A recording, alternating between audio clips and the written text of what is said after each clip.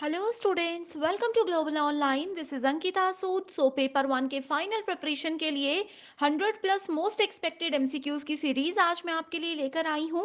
ये सवाल students upcoming examination में ज़रूर एज इट इज़ पूछे जा सकते हैं, इसीलिए ये बहुत इंपॉर्टेंट है कि आप सभी इन क्वेश्चंस को अच्छे से समझिए एंड आपके सारे कॉन्सेप्ट्स भी इस वीडियो में से ही क्लियर हो जाएंगे। पहला क्वेश्चन है, which of the following hardware was used by the first generation computers. आप लोगों को पता है कि कंप्यूटर में बहुत सारी जनरेशन हैं। जो पहली जनरेशन थी उसमें जो मेन कंपोनेंट था कंप्यूटर का वो कौन सा था, ये इस क्वेश्चन में पूछा गया है। Options: transistor, vacuum tubes, VLSI and integrated circuits. Video को पॉज कर लीजिए एंड अभी मैं इसका करेक्ट आंसर बता रही हूँ, that is vacuum tubes. Okay, so first generation में वैक्यूम ट्यूब्स को यूज किया जाता था, ये इसका मेजर इंपॉर्टेंट कंपोनेंट था। जैसे आज के समय पे सीपीयू यूज होता है ना, वैसे उस वक्त वैक्यूम ट्यूब्स था। अब यहाँ पर अपकमिंग एग्जामिनेशन में क्वेश्चन ये भी आ सकता है कि ट्रांजिस्टर्स कौन से जनरेशन में यूज हुए थे, सेकंड में या थर्ड में। आईसी जिसको कि इंटीग्रेटेड सर्किट बोला जाता है, ये सेकंड या थर्ड कौन सी जनरेशन में यूज हुए थे। ये आप स्टूडेंट्स के लिए मैंने एक होमवर्क क्वेश्चन दे दिया, जिसका आंसर आप मुझे फटाफट कमेंट करके बताइए, उसके बाद ही अगले क्वेश्चन पे मूव कीजिएगा। Next question is, in the context of internet what is the full form of URL. URL एक बेसिक टर्म होती है जो कि इंटरनेट से रिलेटेड होती है। आप लोग यहाँ पर देख सकते हो, ये आप लोग जब भी मोबाइल में इंटरनेट चलाते हो, गूगल पे कुछ सर्च करते हो, इस तरह का टर्म आपने जरूर वहां पर देखा होगा, उसको बोला जाता है यूआरएल। यूआरएल की फुल फॉर्म होती है यूनिफॉर्म रिसोर्स लोकेटर। यानी कि ये क्या होता है, कुछ भी चीज हम अगर हम लोगों को फाइंड आउट करनी है तो ये एक एड्रेस होता है जो कि यूनिकली उस चीज को आइडेंटिफाई करने में मदद करता है। इसी के साथ नेक्स्ट क्वेश्चन पर पढ़ते हैं। Next question is, match the following. Here we have two lists, list 1 and list 2. www, Python, RAM and ROM. यहाँ पे चार डिफरेंट चीजें दी है जिनमें से कि सिर्फ ये दो आपस में कनेक्टेड है, बाकी नहीं है। आपको बताना है कौन सी चीज किससे रिलेटेड है। Volatile memory, non volatile memory, world wide web and programming language. बहुत इजी क्वेश्चन है, थोड़ा सा दिमाग लगाओगे तो आपको पता चलेगा। www का मतलब है वर्ल्ड वाइड वेब, यानी कि ए को जब हम थर्ड के साथ मैच करेंगे तो डायरेक्ट हमारे पास आंसर आ जाएगा ऑप्शन नंबर 4। तो स्टूडेंट्स देखो, इस तरह के जो क्वेश्चंस होते हैं ना, जरूरी नहीं है कि सभी बच्चों को हर एक का मतलब पता हो, हर एक की फुल फॉर्म या मीनिंग पता हो। अगर आपको एक भी क्लियर है, आप अच्छे से उसको समझ सकते हो एंड आपका आंसर बहुत इजीली आपको मिल जाएगा। आगे बढ़ने से पहले आपको बताना चाहती हूँ कि स्टूडेंट्स, अगर अभी भी पेपर 1 प्रिपरेशन आपकी अच्छे से नहीं हुई है तो इस कंप्लीट कोर्स को जरूर ज्वाइन कीजिए। ये एग्जामिनेशन के डिफिकल्टी लेवल, लेटेस्ट क्वेश्चंस के pattern and previous year examinations को बहुत अच्छे से एनालाइज करने के बाद बनाया गया है, जहां पर एग्जाम से पहले आपका 100% सिलेबस कवर करवाने की गारंटी दी जाती है, वो भी डेली 3 लाइव लेक्चर्स के साथ। साथ ही आपको यहाँ पर topic wise MCQs and PYQs भी हम देते हैं, जिसके साथ साथ आपको notes and full syllabus mock test मिल जाएंगे, इंग्लिश एंड हिंदी दोनों लैंग्वेजेस में। इन मॉक टेस्ट में से as it is questions examination में पूछे जाते हैं एंड सबसे ज्यादा इंपॉर्टेंट है ये 5000 प्लस MCQ क्वेश्चन बैंक। इसमें हर एक यूनिट वाइज आपको क्वेश्चन बैंक मिल जाएगा, जिसके बाहर से कुछ भी एग्जाम में नहीं आता है एंड आपकी फाइनल रिवीजन में इससे बेहतर और कुछ भी नहीं हो सकता। न्यू बैच हमारा 13 मई से स्टार्ट होने वाला है, जिससे पहले आप अगर फ्री वीडियोस देखना चाहते हो तो ग्लोबल ऑनलाइन ऐप को जरूर डाउनलोड कीजिए। स्टोर सेक्शन पर सर्च बार में लिखिए कोर्स का नाम, कंटेंट पर क्लिक करते ही आपने यहाँ पर आपको दिख जाएगा English, Hindi and bilingual separate courses हैं। ये एक ऐसा कोर्स है जिसके अलावा आपको ना कोई एक्स्ट्रा बुक, ना ही कोई एक्स्ट्रा मॉक टेस्ट खरीदने की जरूरत है। एग्जाम के लिए ये कोर्स काफी है एंड यकीन रखिए, अगर आप स्ट्रिक्टली इससे पढ़ते हो 1 महीने के लिए तो बहुत आसानी से आप पेपर 1 में 100 में से 80 प्लस स्कोर कर सकते हैं। कोई भी डाउट्स हैं तो आप गिवन नंबर्स पर व्हाट्सएप के जरिए कॉन्टैक्ट कर लीजिए। ओके, सो आप डायरेक्टली इन नंबर्स पर कॉन्टैक्ट कर सकते हो। Next question is, the main two components of CPU are. तो सीपीयू क्या होता है, central processing unit. Correct, CPU में फर्दर उसको 3 हिस्सों में डिवाइड किया जाता है। कौन कौन से होते हैं, 2 उसमें से यहाँ पर लिखे हैं। पहला होता है कंट्रोल यूनिट, दूसरा होता है मेमोरी जिसके अंदर रैम, रोम ये सब चीजें आ जाती हैं, एंड तीसरा होता है ALU। सो करेक्ट आंसर हो गया यहाँ पर option number 1, that is control unit and ALU। Next question is, Ankur receives an email informing him that his credit card is going to be cancelled.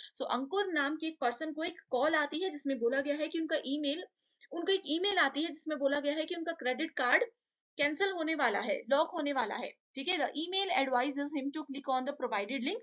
So email में लिखा था कि आपको हमने यहाँ पर एक लिंक दिया हुआ है, आप उस लिंक पे क्लिक कीजिए एंड साइन कर दीजिए, साइन इन कर दीजिए, आपके बैंक अकाउंट की सारी डिटेल्स डाल दीजिए एंड जितनी भी चीजें हैं वो यहाँ पर एंटर कर दीजिए। थोड़ी देर के बाद इसमें बताया गया है कि अंकुर नोटिस करते हैं कि उनके अकाउंट से 10,000 रुपए निकाल दिए गए हैं। तो अंकुर ने क्या कर दिया, कौन से एक स्कैम का अंकुर यहाँ पर विक्टिम बन गया। अब देखो स्टूडेंट्स, ये क्वेश्चन बहुत इजी है। आप लोग ये मत सोचिएगा कि मैथमेटिक्स है इसमें बहुत बड़ा कि 10,000 कट गए, क्या हुआ क्या हुआ, कुछ नहीं है। इस क्वेश्चन में डायरेक्ट आपको पता होना चाहिए कि अगर ईमेल की मदद से किसी को भी फ्रॉड वहां पर मैसेजेस आते हैं, किसी को भी ईमेल की मदद से बोला जाता है कि आप हमें अपना अकाउंट नंबर दीजिए, तो वो हमेशा किस कैटेगरी में आता है, वो आता है हमेशा फिशिंग स्कैम के अंदर।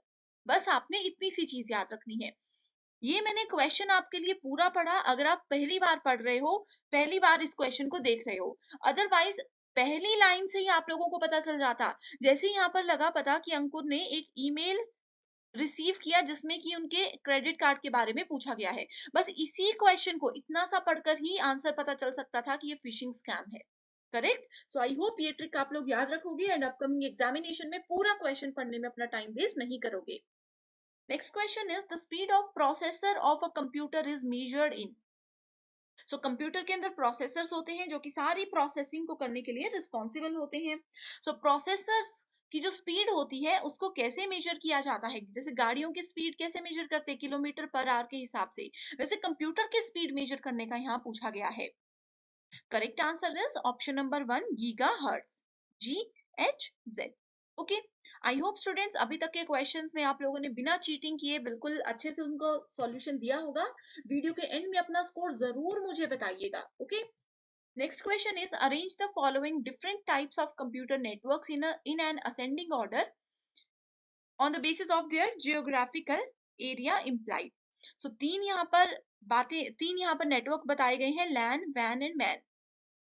लैन का मतलब होता है लोकल एरिया नेटवर्क, वैन का मतलब होता है wide area network and man का मतलब होता है मेट्रोपॉलिटन एरिया नेटवर्क। सबसे स्मॉलेस्ट होता है लैन, उसके बाद आता है सेकंड नंबर पर मैन एंड तीसरे नंबर पर आता है वैन, जो कि सबसे बड़ा नेटवर्क होता है, जिसका एक एग्जांपल इंटरनेट है। इंटरनेट आप पूरे वर्ल्ड में कहीं पर भी चला सकते हो। इंटरनेट पे आप जो चीजें गूगल पे जाकर के इंडिया में सर्च कर रहे हो, किसी और कंट्री में जाकर भी सर्च कर सकते हो। तो बेस्ट एग्जांपल है वैन का इंटरनेट। सो इसमें क्या पूछा है, असेंडिंग ऑर्डर। सो करेक्ट आंसर क्या होगा, C, A एंड B, जो कि मैंने बताया स्मॉलेस्ट, उससे बड़ा मैन, उससे बड़ा van. Next question is match the following, list 1 and list 2। तो यहाँ पर मेमोरी यूनिट दी है kilobyte, megabyte, gigabyte and terabyte. इस चीज को हम डिटेल में स्टूडेंट, जो 1 आवर 1 यूनिट वाला सीरीज मैंने आपके लिए लास्ट वीक लाया था, उसमें हमने इन चीजों को डिटेल में देखा है। ठीक है, सो कौन सी यूनिट किसके इक्विवेलेंट होती है, kilobyte is equals to 103 bytes. ठीक है, megabytes is equals to 10⁶ bytes, gigabytes is equals to 109 bytes and terabytes is equals to 1012 bytes। ठीक है, सो आपने इसको याद रखना है, इसका सीक्वेंस भी याद रखना है कि सबसे पहले बिट आता है, बाइट आता है, किलोबाइट आता है, मेगाबाइट आता है, gigabyte, then we have terabyte. इस तरह से स्मॉलेस्ट टू लार्जेस्ट ये सीक्वेंस भी आपको याद होना चाहिए। Next question is the ability to read and write each piece of information in a storage device in approximately the same length of time of its location is what? So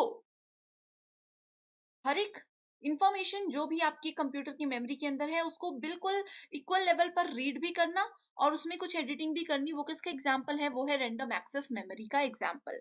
इसमें भी पूरा question पढ़ने की जरूरत नहीं थी। बहुत से बच्चे जो पहली बार पेपर दे रहे होंगे वो कंफ्यूज हो जाते हैं, पूरा क्वेश्चन समझते हैं, समझ नहीं आता फिर गलत आंसर करते हैं।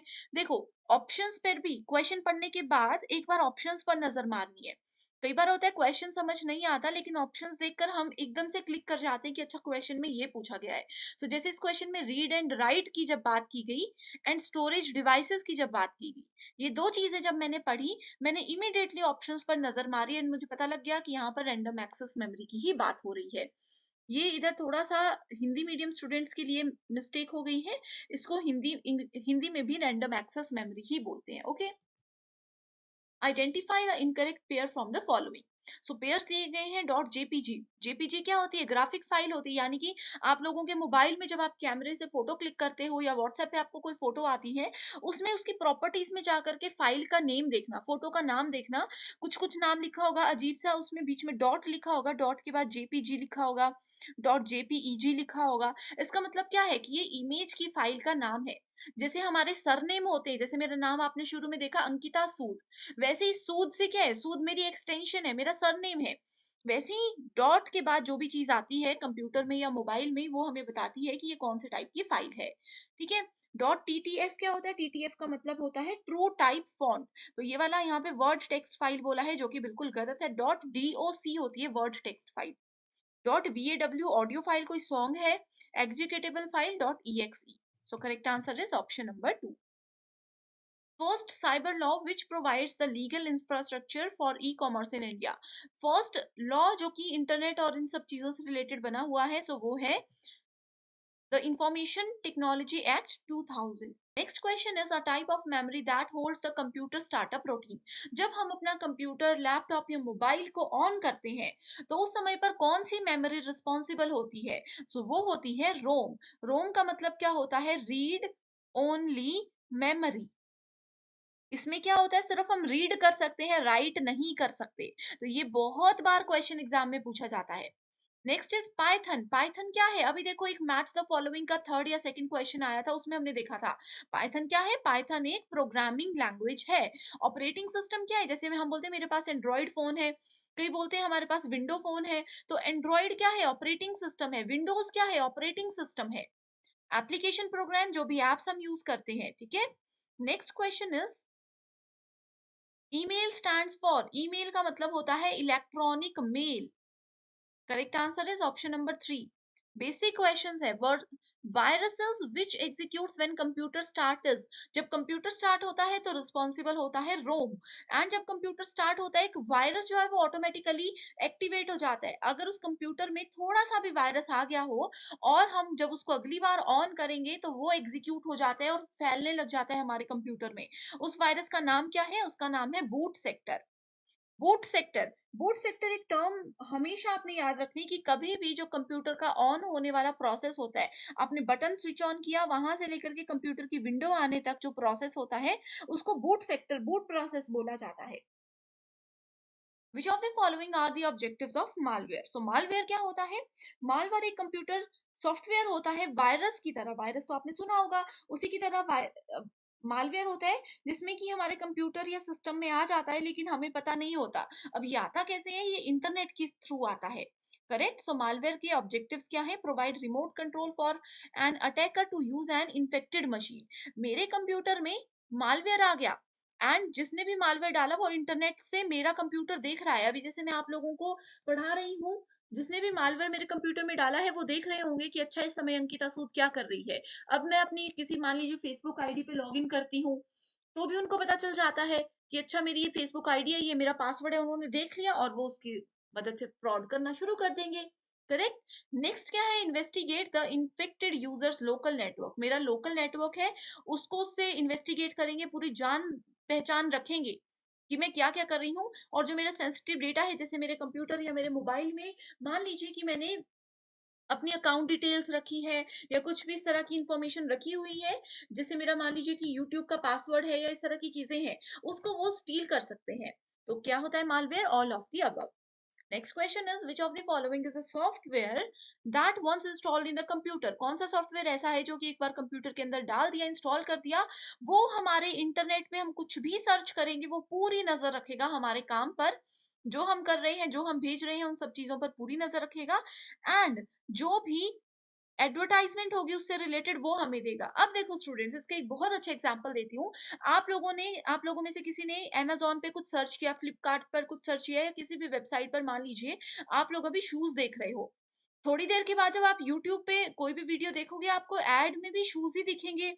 आप लोग फेसबुक चला रहे हो, फेसबुक की एड्स में भी आप लोगों को शूज ही दिखेंगे। वो क्यों होता है? क्योंकि उन्होंने आपके कंप्यूटर पे, आपके इंटरनेट पे, कि आप क्या क्या सर्च कर रहे हो, उस पे पूरी नजर रखी हुई है। एंड उसी चीजों से रिलेटेड एडवर्टाइजमेंट आपको दिखाते रहेंगे। तो इस चीज को, इस सॉफ्टवेयर को क्या बोला जाता है? इसको बोला जाता है एडवेयर। एडवर्टाइजमेंट से एडवेयर आपने याद रखना है।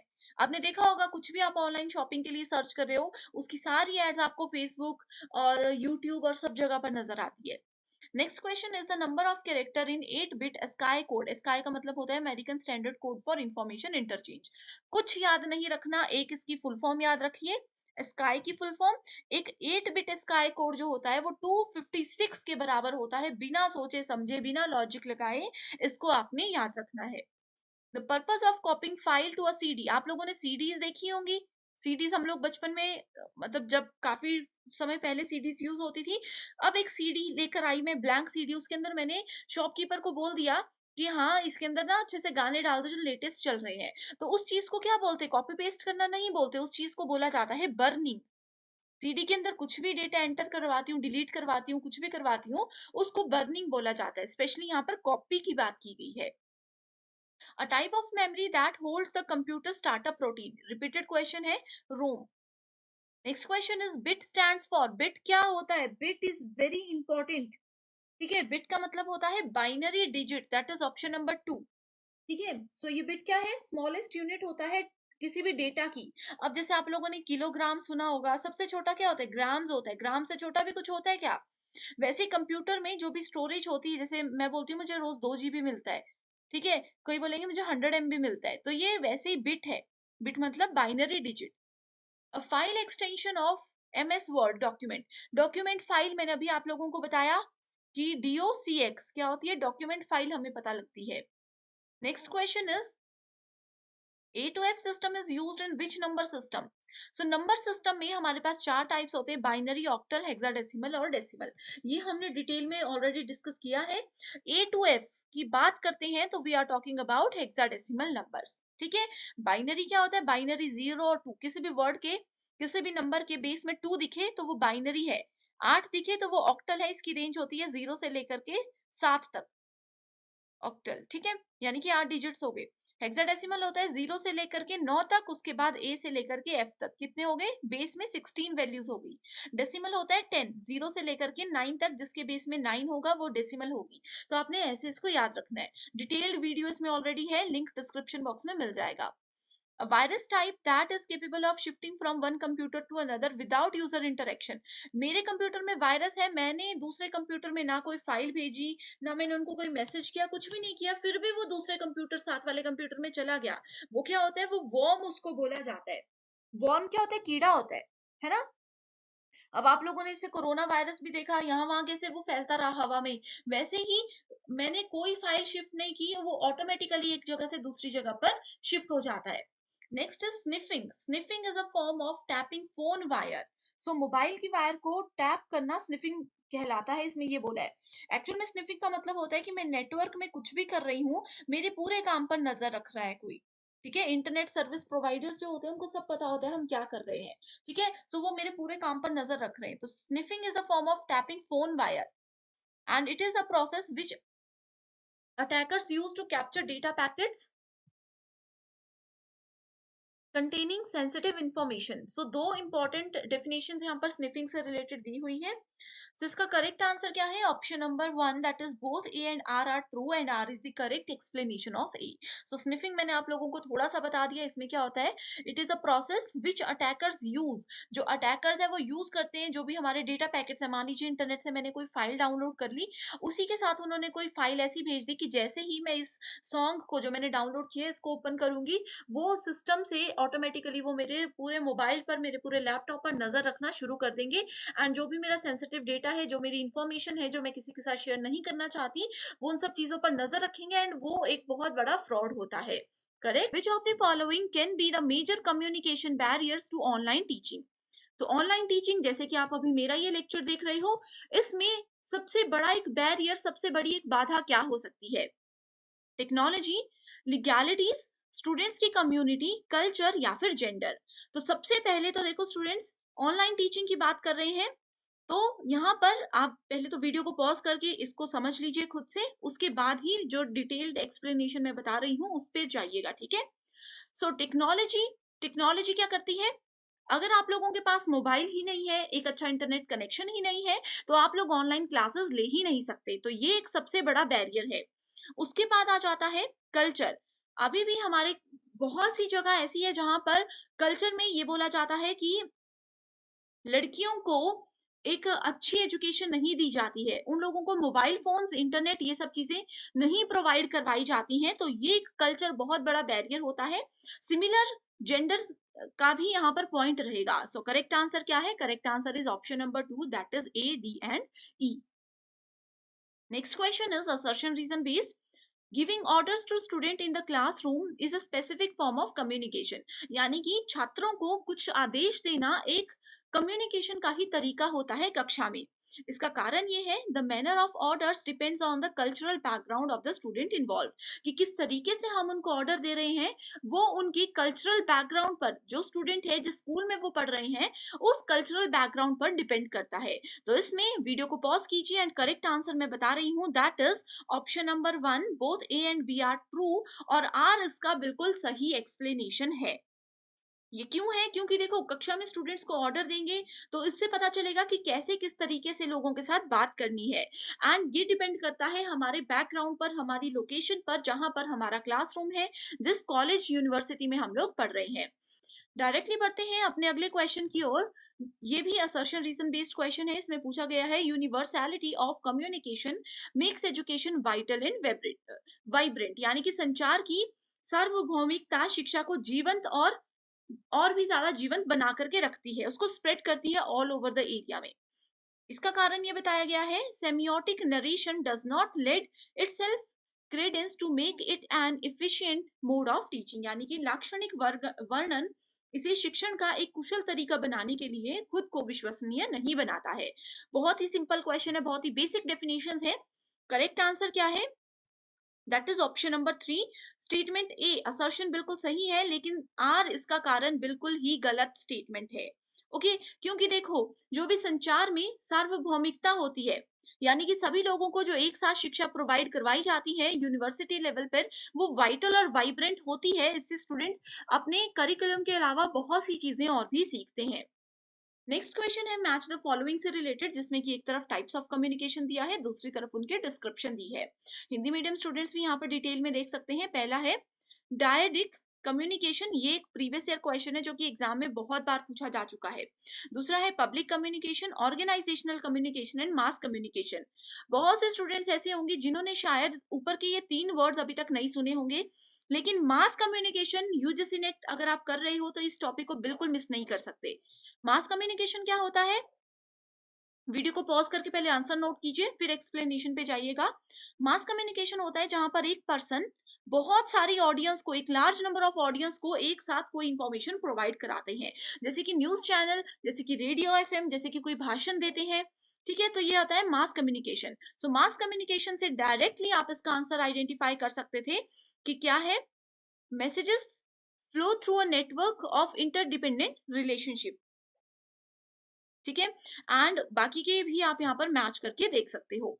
Next question is communication stimuli used to convey the messages are known as. So संदेश संप्रेषित करने के लिए, संदेश भेजने के लिए, स्टिमुलाई का मतलब है कम्युनिकेशन करने के लिए, मैसेज भेजने के लिए कौन सी चीज का सबसे ज्यादा संचार में उत्तेजनाओं का होना जरूरी होता है? तो वो होता है कोड्स का होना जरूरी। बहुत डायरेक्ट डेफिनेशन है, बहुत बेसिक क्वेश्चन है। Again, assertion reason based question we have in group discussion.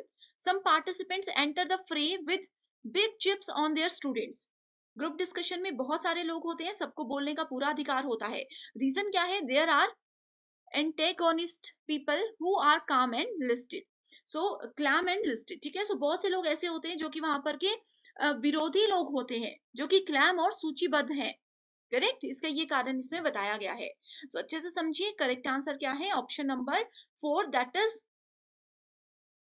A is not correct but R is correct. So group discussion में कुछ पार्टिसिपेंट्स जो है वो free with big chips on their students, इसके लिए वहां पर आते हैं। Because of new media learning is no longer an assembly of. So new media में क्या चीजें आती है? ऑनलाइन टीचिंग आती है, टेक्नोलॉजी आती है, ऑनलाइन जो कम्युनिकेशन हम करते हैं वो सब चीजें आती है। Learning is no longer an assembly of facts. ठीक है? इसमें ज़्यादातर फैक्ट्स पर लोग तथ्यों पर बात नहीं करते, बस कम्युनिकेट करते हैं। ऑनलाइन जैसे आपने देखा होगा इमोजीज़ के थ्रू कम्युनिकेट किया जाता है, इसके कोई तथ्य नहीं होते, फैक्ट्स नहीं होते। असर्शन रीज़न बेस्ड क्वेश्चन है फिर से, allowing an issue to fester will contribute to effective communication, यानी कि किसी समस्या को कम होने देना प्रभावी संचार में योगदान देता है।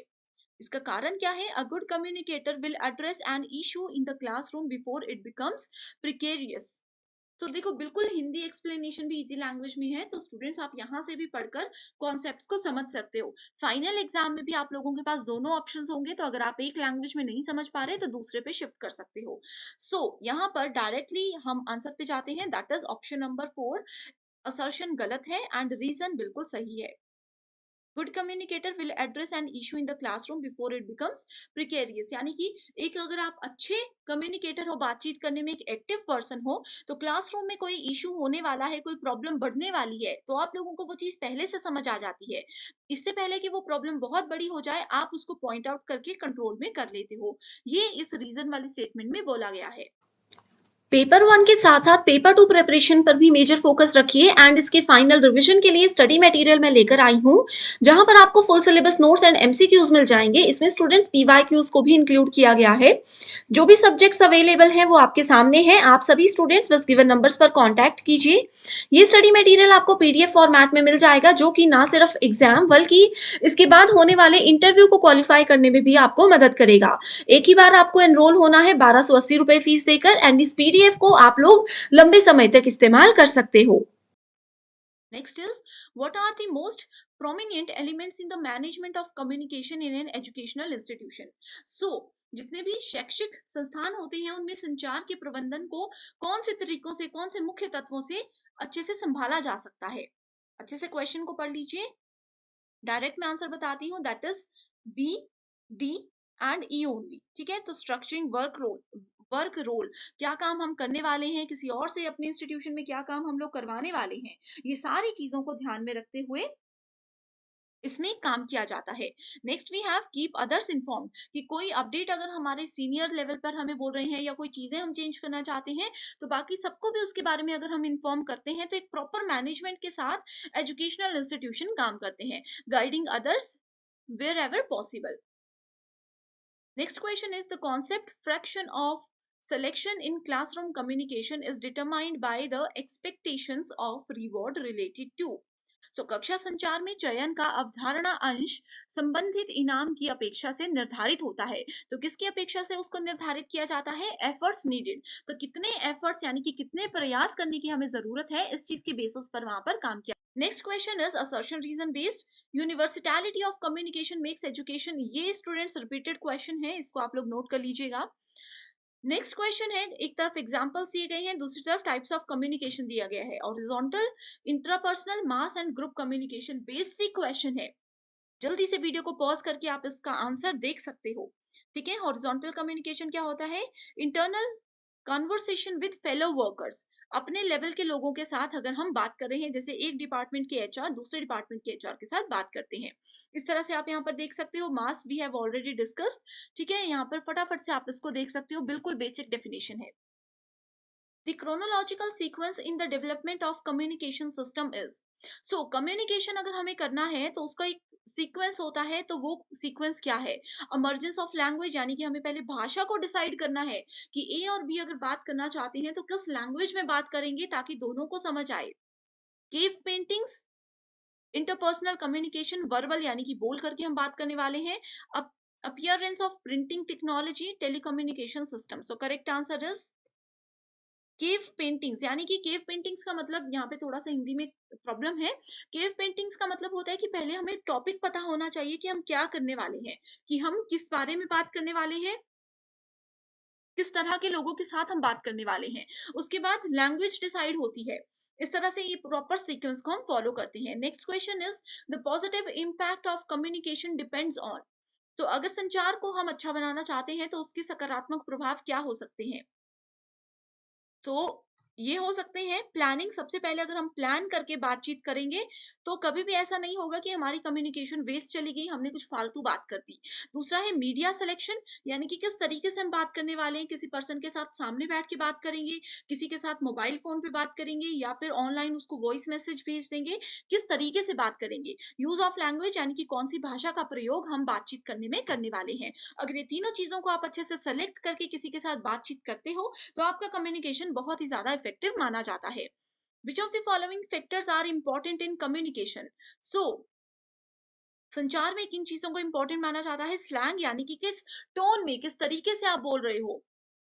कैनिकल एटीट्यूड, यानी कि आपका एटीट्यूड क्या है। कई बार होता है हम बेसिक सी चीजें बोलते हैं लेकिन हमारे बोलने का तरीका ऐसा होता है कि सामने वाला उसको गलत वे में लेकर के चला जाता है। नेक्स्ट इज फ्रेमिंग, कि किस लेवल तक कौन सी बात हमें किसी को बतानी है। कई बार होता है ना, थोड़ी सी बात बतानी होती है लेकिन हम बहुत ज्यादा खुल जाते हैं किसी के सामने, जो नहीं बताना होता वो भी बता देते हैं, वो फ्रेमिंग आता है। प्राइमिंग मतलब कितनी बात को कितने लेवल तक खींचना है, कितना बताना है। इमीडिएसी मतलब तत्कालता, कितनी जल्दी कितने पॉइंट्स को हमें यहाँ पर प्रेजेंट करना है। तो एक कम्युनिकेशन को अच्छा बनाने के लिए कौन सी चीजें इंपॉर्टेंट है? सी, डी एंड ई। ठीक है, अगर हमारी टोन खराब है, हमारे बोलने का तरीका गलत है, तो वो नॉर्मल सी बात में भी लड़ाई बढ़ सकती है। ठीक है, सो इसीलिए ऑप्शन ए और बी को हमने कैंसिल कर दिया है। Next question, types of communication and examples दिए गए हैं। सो बाकी तीन अगर नहीं पता, क्योंकि थोड़ी सी यूनिक लैंग्वेजेस है, यूनिक वर्ड्स हैं, सो आपको नॉन वर्बल पता होगा, जिसमें हम शब्दों का प्रयोग नहीं करते, सिर्फ इशारों से बातें करते हैं। वो इशारे मुंह से भी हो सकते हैं, हाथों से भी हो सकते हैं, बॉडी लैंग्वेज से भी हो सकते हैं।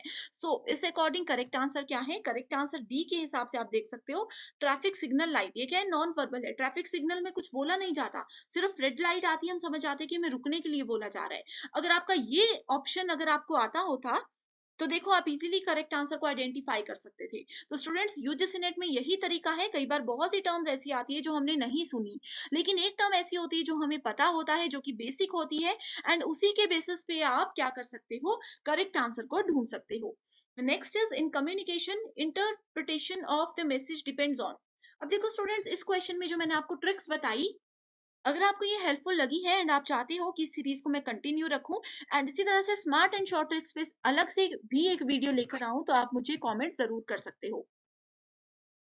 तो interpresentation interpretation sorry of a message depends on what? So ये किस पे डिपेंड करता है? कॉन्टेक्स्ट पे, कि मैसेज का प्रसंग क्या है, उस पे डिपेंड करता है। The sequence of cultural institutions in communication is. So cultural institution, communication किस तरह से हम सीखते हैं? सबसे पहले एक बच्चा फैमिली से बोलना सीखता है, फिर स्कूल में जाता है, फिर रिलीजन, अपने धर्म के बारे में जानना और बोलना सीखता है, उसके बाद मास मीडिया यानी कि लोगों के बीच में बोलना सीखता है। So correct answer is option one. Statement based question है, free and unlimited use of non verbal cues enhance the communicative aspects of classroom teaching. And इसकी स्टेटमेंट टू बोलती है, pleasant persona of the teacher enlivens the classroom ecosystem। in the light of these two statements कौन C correct है? तो यहाँ पर अगर आप लोग देखोगे, सब करेक्ट ऑप्शन है हमारे पास, option number two. Next question is the consequences of effective classroom communication are. So प्रभावी कक्षा संचार के परिणाम क्या होते हैं? ये क्वेश्चन बहुत बार मैंने डिस्कस किया है, इसको एक्सप्लेन भी मैं नहीं करूंगी, डायरेक्ट आप आंसर बताओगे। That is option number four. Next is authors दिए गए हैं एंड कम्युनिकेशन के कुछ कॉन्सेप्ट्स दिए गए हैं। ये क्वेश्चंस बहुत बार आते हैं। ठीक है, सो देखो, कम्युनिकेशन का कौन सा कॉन्सेप्ट किस ऑथर ने दिया है, कम्युनिकेशन के डेफिनेशंस कौन से ऑथर ने दी है, ये भी पूछा जाता है। So option number three is the correct answer. इसमें एक्सप्लेनेशन कुछ भी नहीं है, बस आप नाम याद रख लीजिए। Poor listening by audience leads to.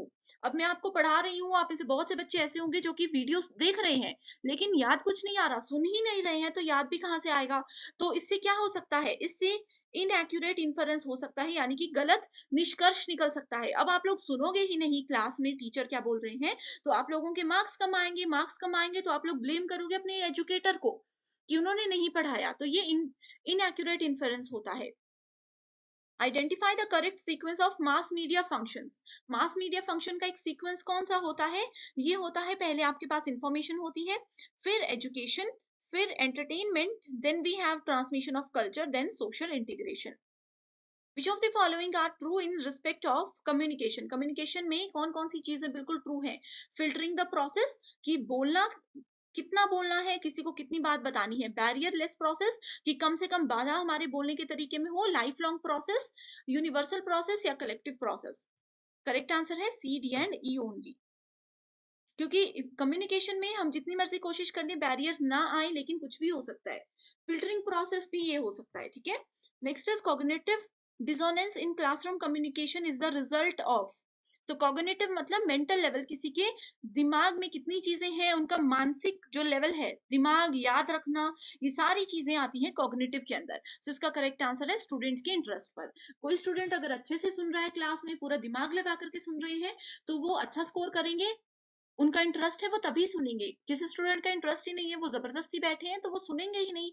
तो क्लासरूम में कम्युनिकेशन बेहतर हो ही नहीं सकता। What is the correct sequence of actions in conducting an intervention based action research in education. यानी कि शिक्षा में हस्तक्षेप आधारित क्रियात्मक शोध करने के लिए क्रियाओं का सही क्रम क्या होता है। सो सिंपल सा क्वेश्चन है, मैं इसको थोड़ा सा एक्सप्लेन कर देती हूँ। डायरेक्ट आप लोगों को इतना नहीं समझना, सिर्फ ये देखना है कि एजुकेशन फील्ड में यानी कि स्कूल कॉलेज लेवल पर अगर एक्शन रिसर्च हमें फॉलो करनी है, तो कौन से सीक्वेंस को फॉलो किया जाता है। यानी कि आपको ये तो पता ही होगा कि एक्शन रिसर्च क्या होता है, साइक्लिक रिसर्च होता है। एक साइकिल की तरह वो गोल गोल गोल गोल 4 फेजेस पे घूमता है। वो 4 फेजेस ये हैं। आपको बस ये बताना है कि पहला फेज कौन सा है, उसके बाद कौन सा फेज आएगा। तो ये इस क्वेश्चन में बेसिकली पूछा गया है। बहुत बार स्टूडेंट्स, आप लोगों को क्या करना है, क्वेश्चन अगर समझ नहीं आ रहा ना, ऑप्शंस देखिए। ऑप्शन देखने के बाद डायरेक्टली आपको आधी चीजें क्लियर हो जाती हैं कि एग्जैक्टली क्या क्वेश्चन में पूछा जा रहा है। तो इसका वीडियो को पॉज कीजिए एंड इसका आंसर आप नोटबुक में नोट कर लीजिए। तो इस क्वेश्चन का करेक्ट आंसर होगा option number 2। Next question is, which of the following purposes demands action research? So again action research पर based question है। So कौन से action research का क्या उद्देश्य होता है, क्या उसके मेजर डिमांड होती है। Developing a theory, writing a thesis, solving a classroom problem या फिर टेस्टिंग अ थ्योरी। तो एक्शन रिसर्च बेसिकली फोकस करता है, वीडियो को पॉज कर दीजिए, ये फोकस करता है सॉल्विंग अ क्लासरूम प्रॉब्लम। अब देखो क्यों होता है, जैसे कि प्रीवियस क्वेश्चन में भी हमने ये चीज देखी थी। एजुकेशन इंस्टीट्यूशन हो गए, हॉस्पिटल मैनेजमेंट हो गया, जहां पर कोई प्रॉब्लम अगर आती है, इमीडिएट हम लोगों को उसका सॉल्यूशन लेना है। उस समय पर डिस्कशन का कोई रोल नहीं होता, बस जो प्रॉब्लम है उसको सॉल्व करने के लिए इमीडिएट हम लोगों को एक्शन लेना है, तो वो होता है action research. Hospital management, school education, बच्चों से रिलेटेड कोई भी काम यहाँ पे हो रहा है, हमेशा आपका करेक्ट आंसर होगा action research. Next question is, which of the following research forms aims primarily at putting to use the theoretical advances with an eye on exploring the potential for journalizability। तो इस question में बहुत confusion हो सकता है students को। आपको इसमें सिर्फ एक कीवर्ड याद रखना है। जहां पे भी हम जर्नलाइजेबिलिटी के पोटेंशियल को एक्सप्लोर करने की बात करते हैं, ठीक है, उसकी प्रगति की ओर ध्यान देने की बात करते हैं, तो कौन सा रिसर्च होता है, ये कीवर्ड मैंने आप लोगों को बहुत बार बताया है अगर आपने थ्योरी लेक्चर्स देखे हैं। सो इसका करेक्ट आंसर होगा option number 4, that is applied research. आपका ऑप्शन अगर स्टूडेंट्स करेक्ट है तो बहुत अच्छी बात है। अगर आपका आंसर ये गलत था, तो मैं आपको बता दूं कि सबसे पहले आता है हमारे पास प्योर रिसर्च, जिसको फंडामेंटल रिसर्च भी बोला जाता है। उसके बाद आते हैं action research and applied research. Action research मैंने आपको बताया इमीडिएट, जहां पर हम लोगों को क्विक एक्शन कहीं पर लेना है, कोई प्रॉब्लम होगी, सोचना नहीं है, डिस्कशन नहीं करना है, किसी से परमिशन नहीं लेनी है, बस उसको प्रॉब्लम को सॉल्व करने के लिए क्विक एक्शन लेना होगा। इस तरह का कोई एग्जाम्पल मिलेगा तो वो एक्शन रिसर्च के अंदर आएगा। अप्लाइड रिसर्च में आता है कि हम एक्सप्लोर करते हैं, हम सोचते हैं कि अच्छा ये कंडीशन हो गई है, तो हम ये प्रोसेस को फॉलो करें या नहीं करें, इस तरह की चीजें आती हैं अप्लाइड रिसर्च में। Next is bibliography given in a research report. तो आप लोगों को पता है कि रिसर्च में थीसिस होती है, बिब्लियोग्राफी भी उसके अंदर इंक्लूड की जाती है। तो बिब्लियोग्राफी को ऐड करने का क्या कारण होता है।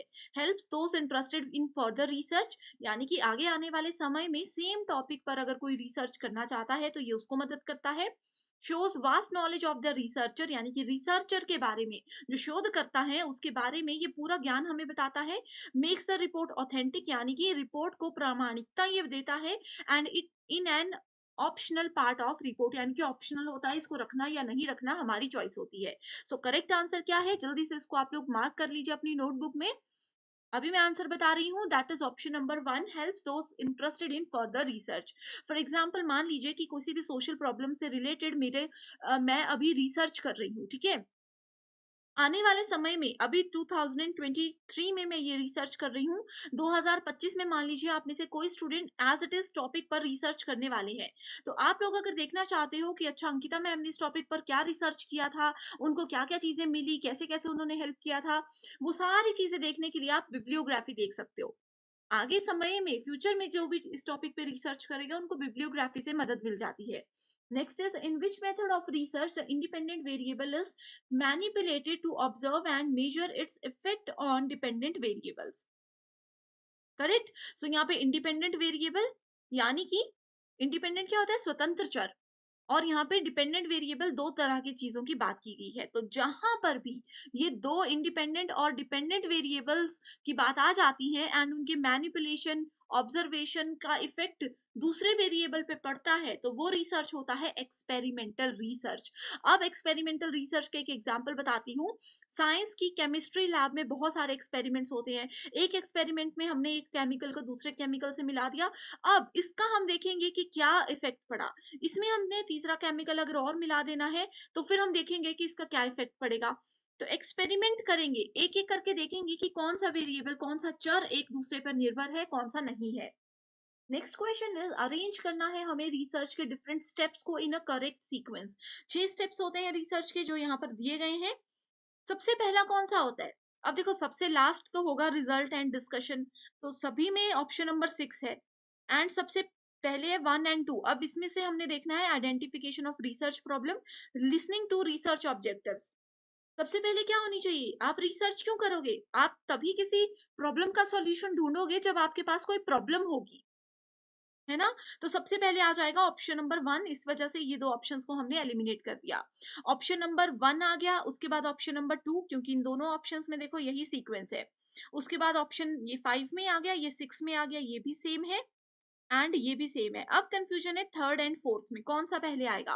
पहले आ गया रिसर्च प्रॉब्लम पता होनी चाहिए, रिसर्च का ऑब्जेक्टिव पता होना चाहिए, उसके बाद डेटा को कलेक्ट करना है या फिर मेथड्स को यूज करना है।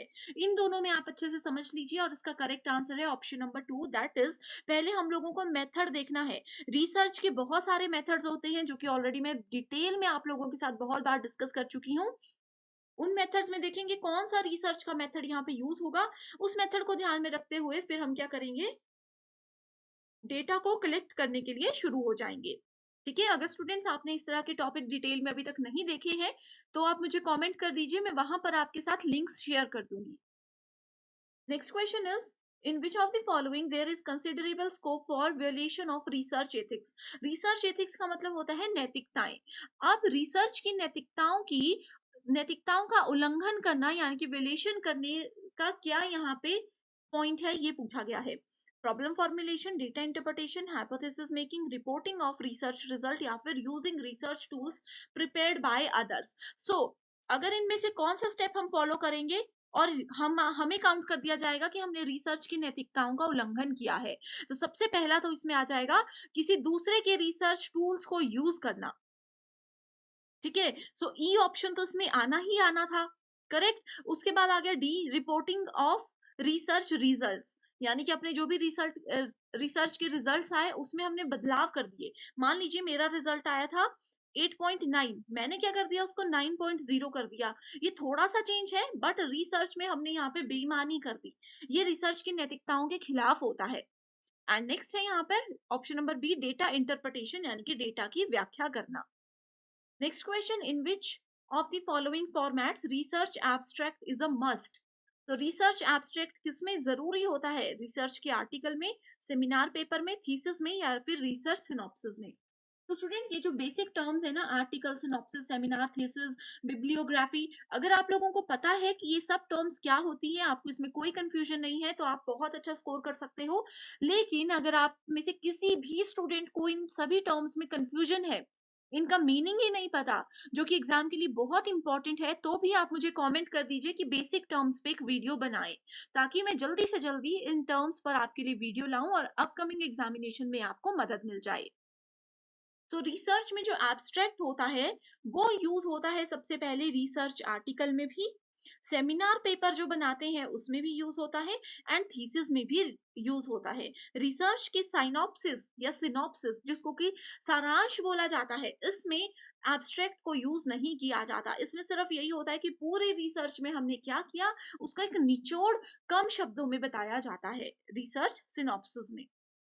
नेक्स्ट क्वेश्चन है क्वालिटेटिव एंड क्वांटिटेटिव रिसर्च से रिलेटेड। इसमें पूछा गया है qualitative research paradigm emphasizes participant perceptives and uses an empirico-inductive approach. And statement 2 बोलती है in the same research project it is neither possible nor desirable to use both the research paradigms together.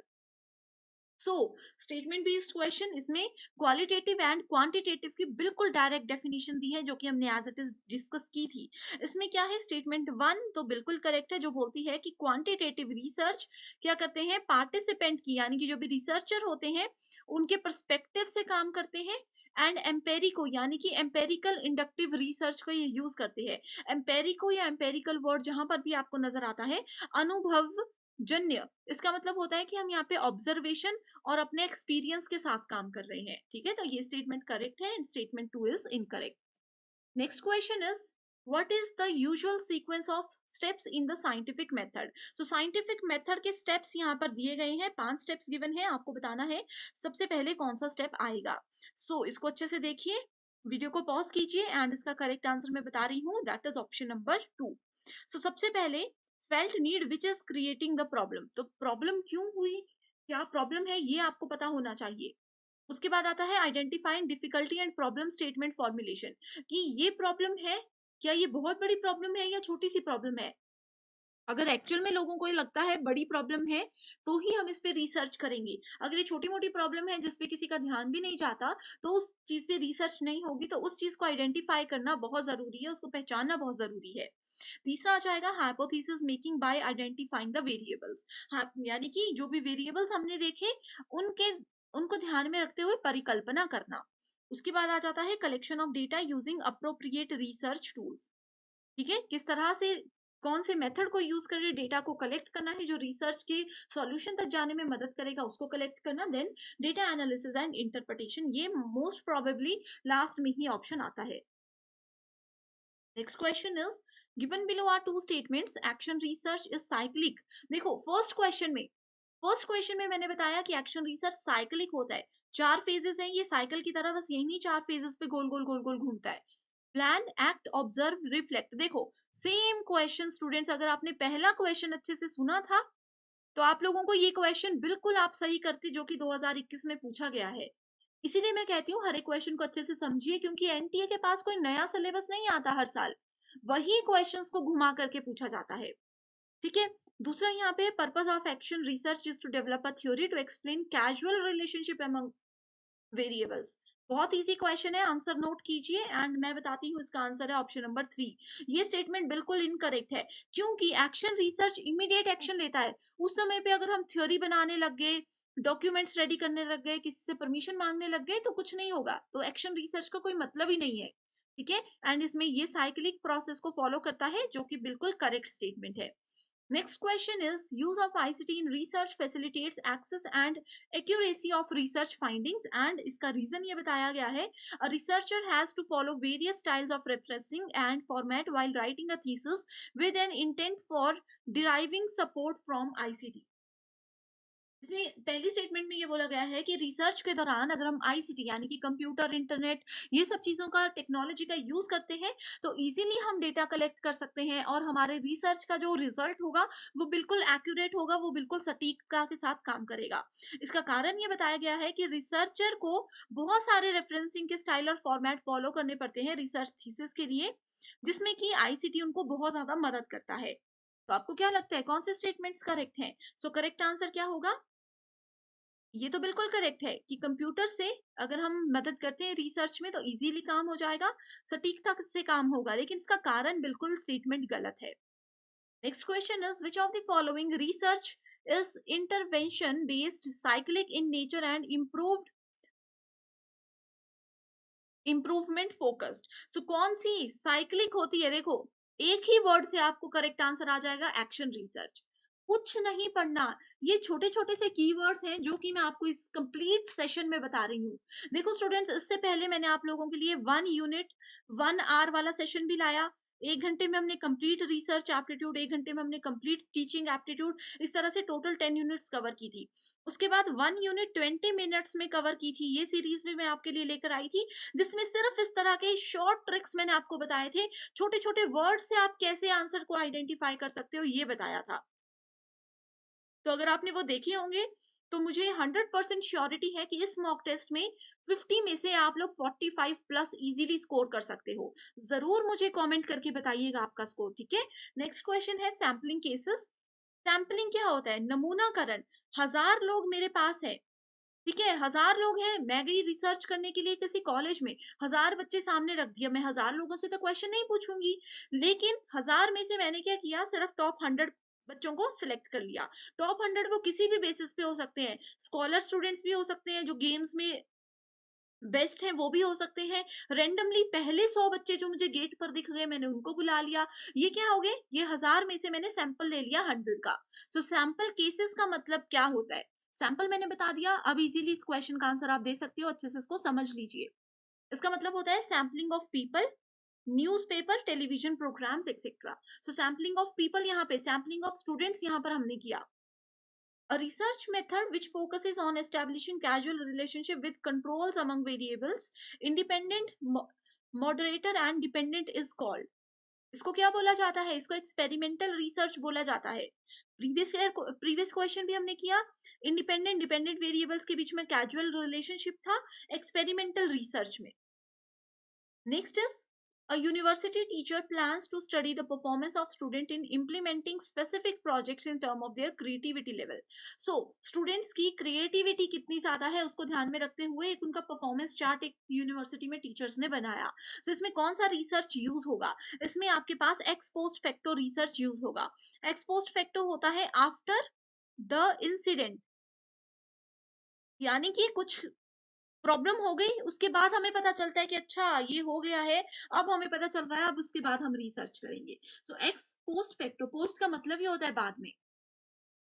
Which of the following sampling methods are in research are non probability based? So sampling we have already discussed, sampling में दो types होते हैं, probability and non probability, correct? So probability के 4 types, non probability के 4 types आपको 100% exam में आएंगे ही आएंगे।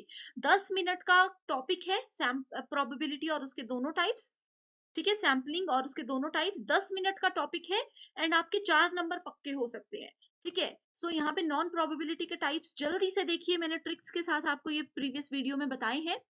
तो इसका करेक्ट आंसर है बी, डी एंड ई। ये तीनों टाइप्स किसके अंदर है? नॉन प्रोबेबिलिटी के।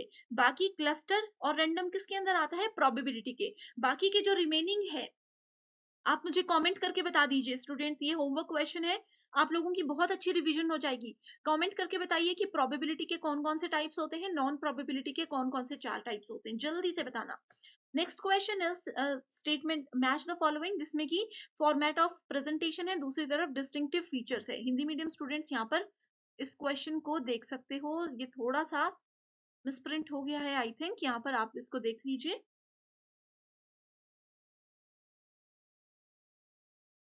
सो यहाँ पर ये देख सकते हो, ठीक है? Thesis, dissertation, research paper, workshop, seminar, जैसे कि मैंने बताया ये छोटी छोटी टर्म्स हैं जो कि बहुत कंफ्यूजन क्रिएट करती हैं, तो इस पे एक सेपरेट वीडियो चाहिए तो बता दीजिए। सो थीसिस एंड डिसर्टेशन, इस ये क्या होता है? एक सिस्टमैटिक प्रिस्क्राइब्ड फॉर्मेट होता है जो कि एक यूनिवर्सिटी आपको बताती है रिसर्च के दौरान। रिसर्च पेपर क्या होता है? रिसर्च पेपर एक प्रेजेंटेशन होते हैं, जो भी आपने रिसर्च किया उसका समरी, उसको एक फटाफट से संक्षिप्त में बताया जाता है कि पूरे रिसर्च में हमने ये किया, ठीक है? वर्कशॉप क्या होता है? वर्कशॉप एक target oriented group based reflection होता है, इसमें एक ग्रुप डिस्कशन हम बोल सकते हैं, सभी लोगों को कलेक्ट किया जाता है और उनको सिखाया जाता है इसमें काम। सेमिनार क्या होता है? Seminar is a reflective deliberations based on specific theme, कोई टॉपिक पर आप लोगों को इधर नॉलेज शेयर किया जाता है सेमिनार्स में। नेक्स्ट क्वेश्चन है when a research problem is related to heterogeneous, यानी कि different type of population, the most suitable sampling. बहुत तरह के लोग हैं हमारे पास, मेल भी है, फीमेल भी है, जिसमें छोटे बच्चे भी हैं, बड़े बच्चे भी हैं, बुजुर्ग भी हैं, सब लोग हैं। तो इस तरह के अगर लोग आपके सामने हैं तो आपको सैम्पलिंग करनी है, ठीक है, तो कौन सा सैम्पलिंग मेथड बेस्ट होता है? तो उसके लिए स्ट्रेटिफाइड सैम्पलिंग बेस्ट होता है। स्ट्रेटिफाइड को याद रखना है स्ट्राटा से। स्ट्राटा का मतलब होता है ग्रुप, ठीक है? अलग-अलग टाइप के ग्रुप हैं, जैसे मेल, फीमेल, आगे भी उनको एज में डिवाइड किया जाएगा। Next question is which of the following is not true about E journals? E journal के हिसाब से कौन सा ट्रू नहीं है? देखो ये भी एक बेसिक टर्म है, इसको ई पत्रिका बोला जाता है। जल्दी से इसको पढ़ लीजिए क्वेश्चन को एंड आंसर नोट कर लीजिए अपने पास। करेक्ट आंसर है they are always free of cost. ठीक है, सो ई जर्नल्स क्या होते हैं? ऑलवेज फ्री ऑफ कॉस्ट होते हैं। ये स्टेटमेंट ट्रू नहीं है, ये बिल्कुल गलत है। बाकी की स्टेटमेंट्स बिल्कुल सही है। बेसिक डेफिनेशन है ये इसकी। when academicians are called to deliver lectures or presentation to an audience on certain topic or set of topic of educational nature। देखो, किसी भी शिक्षावादी को अगर कोई टॉपिक दे दिया जाता है एंड बोला जाता है कि बहुत से बच्चे हैं आपके सामने, उनको आपने इस टॉपिक पर जो है समझाना है, तो उसको क्या बोला जाता है? उसको बोला जाता है सेमिनार। आपके कॉलेज में भी आपने देखा होगा सेमिनार्स बहुत होते हैं, ठीक है? सो ये छोटे-छोटे डिफरेंसेस है जो कि इंपॉर्टेंट है, मैं बार-बार इस चीज पर फोकस कर रही हूँ। Next is the written format of a research work is known as. So research work का जो रिटन फॉर्मेट होता है उसको रिसर्च रिपोर्ट बोला जाता है। Next question in research methodology interpretation is the search of. Interpretation किस चीज को ढूंढना होता है? व्याख्या करना किस चीज को ढूंढना होता है? ये होता है रिसर्च की फाइंडिंग्स को, कि एग्जैक्टली प्रॉब्लम क्या है एंड हमें सॉल्यूशन पता है कि ये इसका सॉल्यूशन हो सकता है, कैसे उसके पास तक पहुंचना है। Next we have types of research and उसके फीचर्स, जो कि हिंदी मीडियम स्टूडेंट्स भी यहाँ पर देख सकते हो। ठीक है, सो एक्सप्लोर करना, जिस चीज के बारे में नहीं पता, उस बिल्कुल भी नहीं पता या 1-2% नॉलेज है, उस चीज के बारे में खुद से फाइंड आउट करना चीज को। ठीक है, एक्सप्लेन करना, लंबे समय तक चलने वाला रिसर्च, हिंट्स मैंने दे दिए एंड आंसर आप इसका यहाँ पर देख सकते हो। हिंदी मीडियम स्टूडेंट्स के लिए भी ये अवेलेबल है। Next question is a non government organisation conducted a study in gram panchayat. किसी नॉन गवर्नमेंट ऑर्गेनाइजेशन या आपकी ग्राम पंचायत में एक स्टडी रखवाई जिसमें कि इम्पैक्ट देखा गया, campaign approach on enrolment and retention of rural elementary school children. ठीक है, बच्चों से रिलेटेड है, समझने की ज्यादा डिटेल में जरूरत नहीं है, बस इतना समझ लीजिए कि कैंपेन रखा गया ग्राम, आपके गांव में जाकर के, जहां पर के एलिमेंट्री रूरल एलिमेंट्री स्कूल बच्चों पर फोकस किया गया कि उनकी कितनी एनरोलमेंट है, कितने बच्चे आते हैं और क्या प्रोसेस है। तो इस तरह के रिसर्च, इस तरह के प्रोसेस को किस रिसर्च के अंदर रखा जाता है? इसको फील्ड एक्सपेरिमेंट के अंदर रखा जाता है, यानी कि मैदानी प्रयोग। इसमें क्या होता है, आप वो लोग फील्ड में जाते हैं, जगह-जगह जाते हैं, लोगों से रिव्यूज लेते हैं, अलग-अलग स्कूल्स में जाकर के result. In which teaching method learners participation is made optimal and proactive. तो टीचिंग के कौन से मेथड में लर्नर्स की यानी कि स्टूडेंट्स की भागीदारी को इष्टतम और सक्रिय बनाया जाता है? ऑप्शन आपके सामने है, वीडियो को पॉज कीजिए एंड उसका आंसर आप नोटबुक में नोट कर दीजिए, उसके बाद ही आंसर जो मैं बताऊंगी उसको देखिएगा। करेक्ट आंसर है discussion method. Next question is in which level of teaching there is optimum scope for cognitive interchange requiring analysis and synthesis। so different levels है teaching के, सभी की definition हमने real life examples के साथ detail में discuss की है। so इस क्वेश्चन में क्या पूछा गया है उसको अच्छे से समझ के आंसर नोट कीजिए। करेक्ट आंसर है हमारे पास option number 3, that is reflective level. Next question पे बढ़ते हैं जिसमें पूछा गया है which one of the following assessment procedures is conducted during an in process teaching learning session. So teaching learning session के दौरान कौन से असेसमेंट प्रोसीजर को फॉलो किया जा सकता है जिससे कि प्रोग्रेस भी स्टूडेंट्स की अच्छी हो सकती है? सो इसका करेक्ट आंसर है option number 2, that is formative assessment.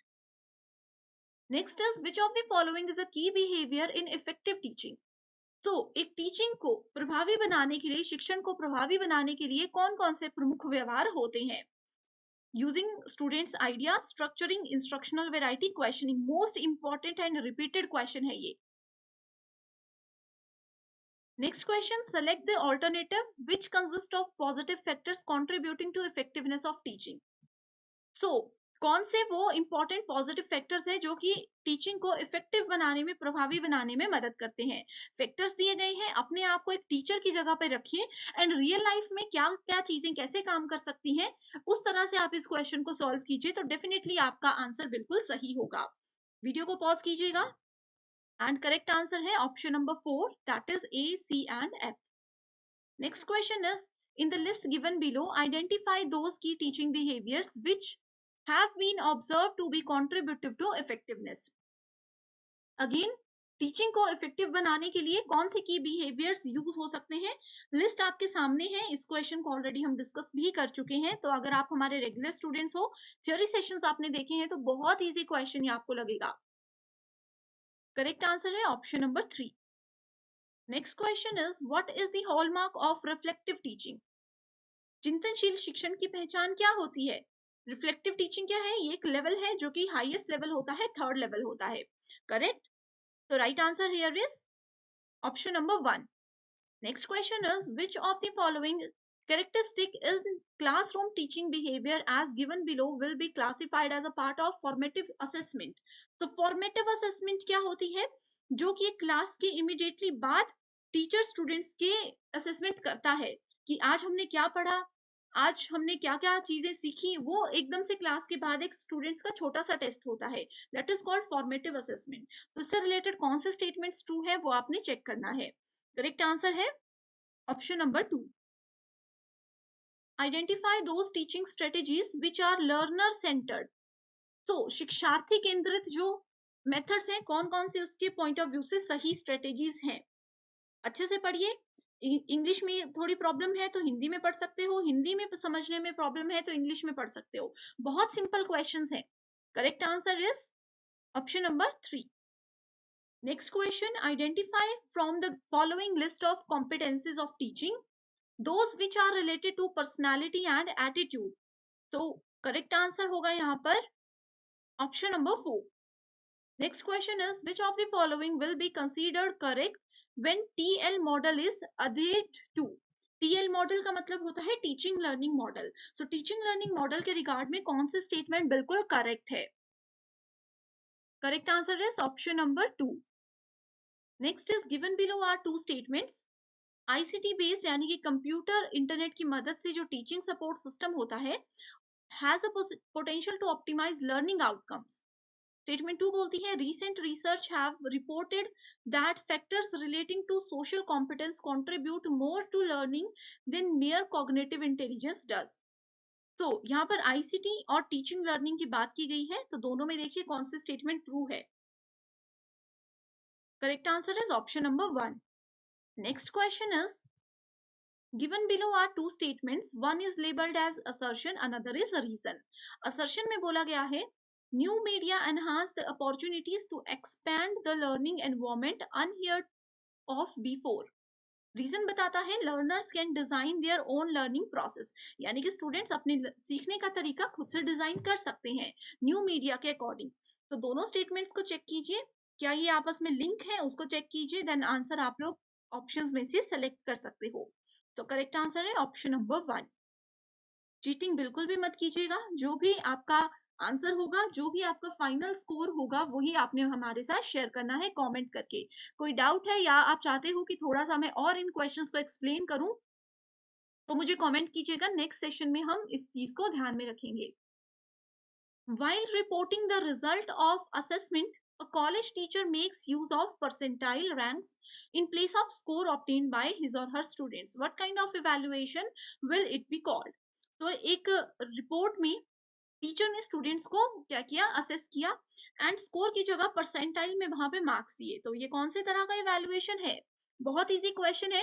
Real life examples को लेकर के थोड़ा सा कंफ्यूज करने की कोशिश की गई है, लेकिन अगर आपको ये 4 टाइप के इवैल्यूएशन की बेसिक डेफिनेशन पता है तो आप इजीली इस क्वेश्चन को सॉल्व कर सकते हो। तो ये है नॉर्म रेफरेंस इसका answer.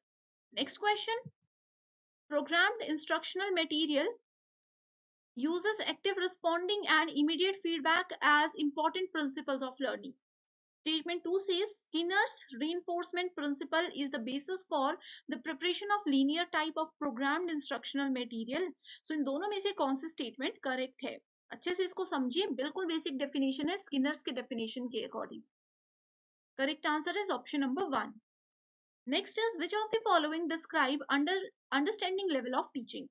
Systematic, step by step presentation to promote retention of facts presented, and बाकी के ऑप्शंस भी आप पढ़ सकते हो। यहाँ पे अंडरस्टैंडिंग लेवल, देखो स्टूडेंट्स क्वेश्चंस में स्टेटमेंट थोड़ी सी कंफ्यूजन हो सकती है आप लोगों को मे बी, लेकिन अगर आपको ये बेसिक डेफिनेशन पता है अंडरस्टैंडिंग लेवल की, तो आप बहुत इजीली इसको सॉल्व कर सकते हो। एंड अगर आपने हमारे प्रीवियस सारे 1 आवर वाले सेशन देखे हैं, तो आपके लिए ये क्वेश्चन बहुत इजी है। तो करेक्ट आंसर है option number 4। Which of the following educational objectives are considered to be higher level in effective domain of taxonomic scheme? So correct answer है option number 3. Next is statement based question. In a classroom, every teacher has to perform the gatekeeping function. Statement 2. Every teacher in any higher educational institution should act as the moral custodian of students both inside and outside it. So correct answer is option number 1. Next question. Which of the following constitutes the ability or can do component for describing the competence of a teacher? Options are given here. Basic competence पूछे गए हैं teaching के यहाँ पे. Correct answer is option number 1. Next is, in which level of teaching the activities of structuring, guiding and closing supervising the students behavior predominate? It कौन से level पर ये होता है? देखो सबकी डेफिनेशन पता है, तो क्वेश्चन को उसके साथ रिलेट कीजिए। करेक्ट आंसर होगा option number 4. When reflective level teaching and learning are successful, students emerge with. Correct answer is option number 2. A model of teaching is a description of. Model of teaching किसका वर्णन है? Correct answer is option number 2. Next question statement based है. Maximum performance tests are designed to assess the upper limits of the examinee's knowledge and abilities. Statement 2. Typical response tests are designed to measure the behavior and characteristic of examinees. Correct answer is option number 1. Reflective level teaching is different from memory level teaching. दोनों levels की definition को relate कीजिएगा, because the pattern of communication that is involve in reflective level is basically what. So reflective level में कौन से communication के pattern को use किया जाता है? बेसिक क्वेश्चन है. Correct answer here is option number 4, that is transactional.